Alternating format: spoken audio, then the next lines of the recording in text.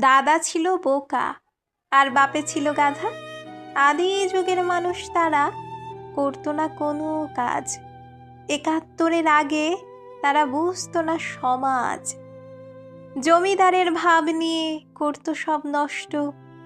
পশ্চিম থেকে ডাক এলো, তোদের ভাষা বন্ধ, করতে হবে গোলামি আমার, দিতে হবে কর। চাষাবাদ ছিল জাতীয় পেশা, করতে হবে চাষ। অর্ধেক খাবি অর্ধেক দিবি, করবি না আওয়াজ। সময় মতো আওয়াজ তুলে রুখে দিল কালো হাত। মূল ক্রেডিট কে নিবে তা নিয়ে টানাটানি। জনগণ তো বুঝে না ক্রেডিটটা কি। বাবার যুগে এসে শুনি তারা ছিল গাধা। কাজ করতো গাধার মতো, রাখতো না কিছু জমা। নিত না শিক্ষা, নিত না জ্ঞান, করতো খাটাখাটি।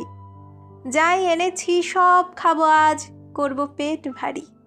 পাল্টাবে সমাজ, পাল্টাবে জাতি, ভাবতো না তো আগে।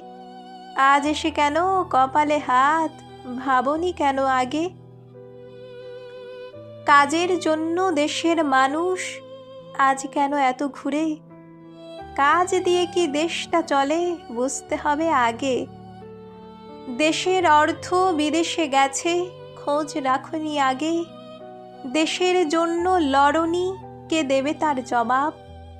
অধিকার তোমরা আগে বুঝনি, এখন কেন জ্বালা। জনতার অধিকার ফিরাতে হবে, বুঝাতে হবে কথা।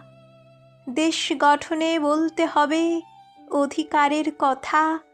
দেশ বাঁচাতে বলতে হবে অধিকার নিয়ে কথা।